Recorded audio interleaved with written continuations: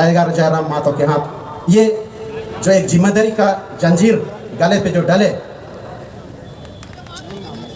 इस जिम्मेदारी को आगे बाखूबी निभाने के लिए तैयार हैं। साथ कुछ लोग इस जेबी केसेस के सुप्रीमो टाइगर जयराम कुमार महतो जी का विरोध कर रहे थे कि मैं ये कह रहा हूं 20 साल तक मैंने कोल्हान में भाषा के लिए संघर्ष किया, 11 धाराएं लगाई गई है और 7 साल तक उसके लिए हमको कोर्ट कचहरी का चक्कर कटना पड़ा। कोल्हान में जो कुजू डैम बन रहा है, कम से कम 200 गांव जो डूबने वाला है, इन सब चीजों को बचाने के लिए खुद क्यों नहीं हम लोग लोकसभा लड़ते हैं। आज भाषा और खतियान बोलने से हासा या तो जमीन, जो जल जंगल जमीन जो हमारा बोलने वाले लोग जो हमारा बोलेगा भाई वो तो बेचे गई। शायद इस सब को रोकने के लिए भी मुझे एक जो संगठन की जरूरत थी वो जेबी केसेस के रूप में मिला। बस महतो जी के साथ सभी इस जेबी केसेस के जुझारू कार्यकर्तागण पदाधिकारीगण आप सबों को मैं दामोदर सिंह आस्था की ओर से तहे दिल से जोहार। बहुत चंद शब्दों में मुझको बोलने के लिए कहा गया है, मैं सिर्फ बहुत ही चंद शब्दों में आप लोगों को मैं बताने जा रहा हूं। 20 साल तक मैंने कोल्हान में भाषा के लिए संघर्ष किया। इस दौरान 2008 को वो भाषा को 8वीं अनुसूची में शामिल कराने के लिए शायद पहली बार कोल्हान की धरती में रेल चक्का जाम हुआ। उसके बाद तमाम विधायकों के साथ, तत्कालीन जितने जो विधायक थे सबके साथ, सबके यहाँ जाकर के जो 9 जनजातीय एवं क्षेत्रीय भाषा द्वितीय राजभाषा घोषित हुआ वो हमारे आंदोलन का नतीजा था। दूसरा, यहां बहुत लोगों को याद होगा 1 जनवरी 2017 का वो घटना, झारखंड के तत्कालीन मुख्यमंत्री एक बहुत बड़ा राजनीतिक षड्यंत्र बोलिए या और कुछ, वो सीएनटी एक्ट एसपीटी एक्ट पे संशोधन करने जा रहे थे। तब हम लोगों ने 1 जनवरी 2017 को खरसवा शहीद स्थल पे उसको आने से रोकने के लिए काला झंडा दिखाने का हम लोगों ने आयोजन किया था, क्योंकि खरसवा शहीद स्मारक समिति का अभी भी मैं अध्यक्ष हूं। उस खरसवा शहीद स्थल में जब सीएनटी एक्ट एसपीटी एक्ट के संशोधन के विरोध में लोगों की भीड़, असंख्य भीड़ आई और मुख्यमंत्री जी को काला झंडा दिखाने लगे। मुख्यमंत्री जी नहीं माने, वो शायद वेदी तक आ गए और जबरन घुस गए। कुछ लोगों को शायद ये नागवार गुजरा होगा या राजनीतिक षड्यंत्र होगा, लोगों ने उसके ऊपर जूता बरसा दिए। क्यों बरसाए? सिर्फ सीएनटी एक्ट एसपीटी एक्ट में संशोधन के गुस्सा एक मुख्यमंत्री के ऊपर जूता चप्पल के रूप में पड़ा, जो कि झारखंड के राजनीतिक इतिहास में यह सबसे शर्मनाक दिन है। लेकिन उस जूता चप्पल के कांड के बदौलत सीएनटी एक्ट एसपीटी एक्ट में दोबारा संशोधन का किसी मुख्यमंत्री ने हिम्मत नहीं की। आज इस मंच पे मेरा जो जेबी केसेस यानी कि झारखंड भाषा खतियानी संघर्ष समिति में जुड़ने का सबसे बड़ा मकसद यही है कि भाषा का जो 20-22 साल तक एक झारखंडी भाषा को मान्यता देने के लिए, एक पहचान देने के लिए, एक संघर्ष जो किए, उस संघर्ष में बाकी किसी ने साथ नहीं दिया। उस जूता चप्पल कांड में जो हुआ, क्योंकि वहां का आयोजन समिति के अध्यक्ष मैं होने के नाते उस जूता चप्पल कांड का सारा दोष मेरे ऊपर डाला गया। 11 धाराएं लगाई गई है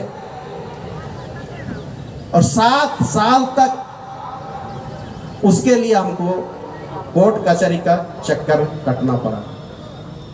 तब इस 1 जनवरी से पहले मैंने एक चीज बोला था कि अगर ये सरकार भी इस जूता चप्पल कांड का केस जो हमारे ऊपर बेबुनियादी तरीके से लगाया गया, क्योंकि हम वहाँ आयोजन समिति थे, हमारा कर्तव्य था कि जो भी वहाँ श्रद्धांजलि देने आएंगे उसको मान सम्मान पूर्वक श्रद्धांजलि देने का।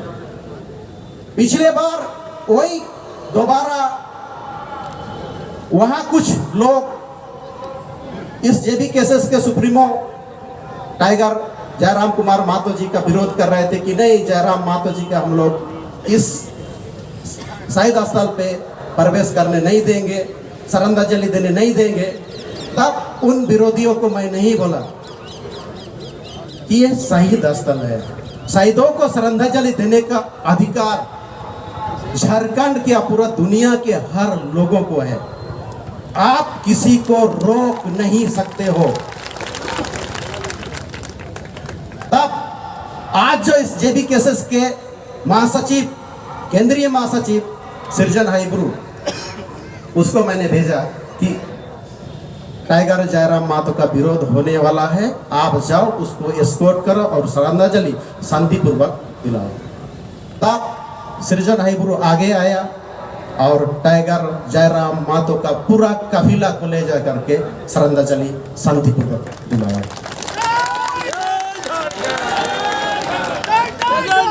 कहने का ये मतलब है कि हम इस जेबी केसेस झारखंड भाषा खतियानी संघर्ष समिति से बहुत पहले से, जब इसका शायद जन्म भी नहीं हुआ था, तब से वैचारिक रूप से हम इसका साथ है। और आज विधिवत रूप से इस मंच पे टाइगर जयराम महतो के हाथ ये जो एक जिम्मेदारी का जंजीर गले पे जो डाले, इस जिम्मेदारी को आगे बाखूबी निभाने के लिए तैयार हैं। साथ में एक चीज और जोड़ना चाहेंगे, संक्षेप में बोलते बोलते बहुत सारा चीजें छूट जाती है।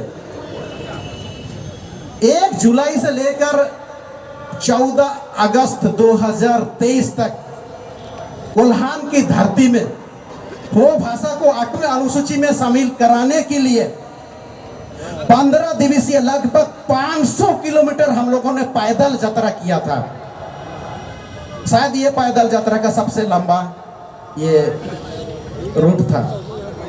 लेकिन कोल्हान के तत्कालीन जो यानी वर्तमान जो सांसद महोदय है, एक दिन भी समर्थन देने नहीं आई। वहां के जो सिटिंग एमएलए, उन लोगों भी हौसला अफजाई करने के लिए एक दिन भी इस पद यात्रा को साथ देने नहीं आया। ये सबसे बड़ी दुखद घटना है हो भाषा के लिए। 2012 में हम लोग दिल्ली गए थे हो भाषा को 8वीं अनुसूची में शामिल कराने के लिए। उस समय तत्कालीन मुख्यमंत्री माधव कोड़ा जी थे। माधव कोड़ा जी ने हो भाषा को 8वीं अनुसूची में शामिल कराने के लिए कुछ काम नहीं किया। उल्टा वहां पर धर्मेंद्र प्रधान जी, आज जो केंद्रीय पेट्रोलियम मंत्री हैं, उसने हमारे लिए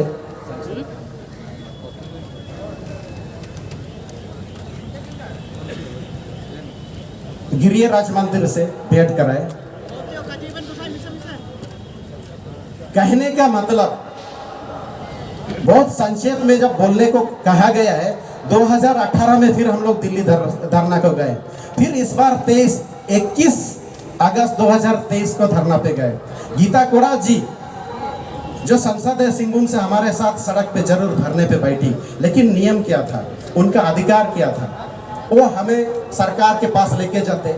जब 2003 में संथाली भाषा को सलगान मुर्मू जी विपक्ष में होते हुए झारखंड सरकार से शामिल करा सकते थे, तो ठीक उसी तरह गीता कोड़ा जी भी आज वो विपक्ष में है, विपक्ष में होते हुए हो भाषा को 8वीं अनुसूची में वो शामिल करा सकते थे, लेकिन नहीं किया। इसलिए हम पूरा सामाजिक संगठन के लोग कोल्हान में मुंडामन की शासन व्यवस्था अभी भी है, सारे मुंडामनकियों के साथ मिलकर के एक ही निर्णय हुआ, क्यों ना जब हम लोग 20-22 साल से भाषा को 8वीं अनुसूची में शामिल कराने के लिए संघर्षरत हैं।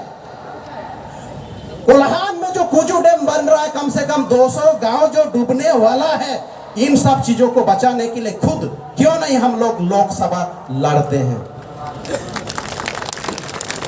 आज इस सोच के साथ जेबीकेएसएस में आए हैं कि यदि ये भाषा और खतियान बोलने से हासा या तो जमीन, जो जल जंगल जमीन जो हमारा बोलने वाले लोग जो हमारा बोलेगा भाई वो तो बेचेगा ही। शायद इस सब को रोकने के लिए भी मुझे एक जो संगठन की जरूरत थी वो जेबीकेएसएस के रूप में मिला। बस समय कम है, आप लोग यहाँ टाइगर जयराम मातो जी को सुनने आए हैं, आप लोग उनका बेसब्री से इंतजार कर लें। इसीलिए इन शब्दों के साथ मैं अपना वक्तव्य को और आप सबों को धन्यवाद देते हुए समाप्त करना चाहूँगा। आप सबों को धन्यवाद।